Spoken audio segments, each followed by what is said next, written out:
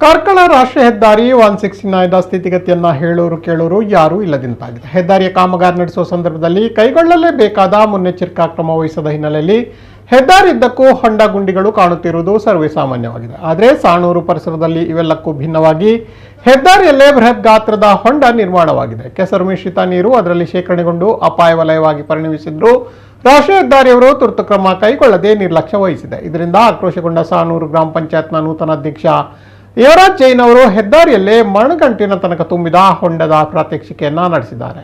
ಸಾಣೂರು ಗ್ರಾಮ ಪಂಚಾಯತ್ ವ್ಯಾಪ್ತಿಯ ಪುಲ್ಕೇರಿ ಬೈಪಾಸ್ ಸರ್ಕಲ್ನಿಂದ ಮಂಗಳೂರಿನ ಬಿಕ್ಕರ್ನಕಟ್ಟೆವರೆಗಿನ ರಾಷ್ಟ್ರೀಯ ಹೆದ್ದಾರಿ ಕಾಮಗಾರಿಯನ್ನ ಮಧ್ಯಪ್ರದೇಶ ಮೂಲದ ದಿಲೀಪ್ ಬಿಲ್ಡ್ಕಾನ್ ಕಂಪನಿ ವಹಿಸಿದೆ.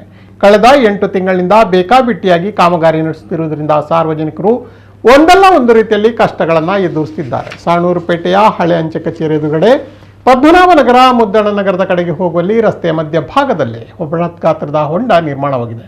ಹೊಂಡದಲ್ಲಿ ತುಂಬಿದ ಮಳೆ ನೀರು ಇದೀಗ ಕೆಸರು ಮಿಶ್ರಿತವಾಗಿದೆ. ದಡದ ಗಾತ್ರವು ಮೇಲ್ನೋಟಕ್ಕೆ ಬಾರದೆ ಹೋದುದರಿಂದ ಕೆಲ ವಾಹನ ಚಾಲಕರು ತಮ್ಮ ವಾಹನವನ್ನು ಹೊಂಡದಲ್ಲಿ ಇಳಿಸಿ ಎಡವಟ್ಟು ಮಾಡಿಕೊಂಡ ಘಟನೆಗಳು ನಡೆದಿವೆ.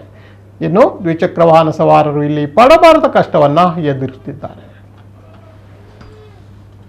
ನಾವು ಸಾಧಾರಣ ಒಂದು 3 ತಿಂಗಳಿಂದ ಈ ಹೊಂಡಕ್ಕೆ ಏನಾದರೂ ಹಾಕಿ ಅಂತ ಹೇಳ್ತಾ ಇದ್ದೇವೆ. ಭಾರಿ ಡೇಂಜರ್ ಪ್ಲೇಸ್ ಇದು. ಏನು ಹೇಳಿದ್ರು ಅವರು ನಮ್ಮ ಮಾತಿಗೆ ಬೆಲೆ ಕೊಡೋದಿಲ್ಲ. ಇದು ಮುದ್ದಣ್ಣ ನಗರ ಪದ್ಮನಾಭ ನಗರಕ್ಕೆ ಹೋಗುವ ರಸ್ತೆ. ಆ ಬದಿಗೆ ಹೋದರೆ ಇರ್ತಲ್ಲ, ಆ ಬದಿಯಿಂದ ಬಂದರೆ ಗಾಡಿ ಅಡಿಗೆ ಬೀಳಬೇಕು.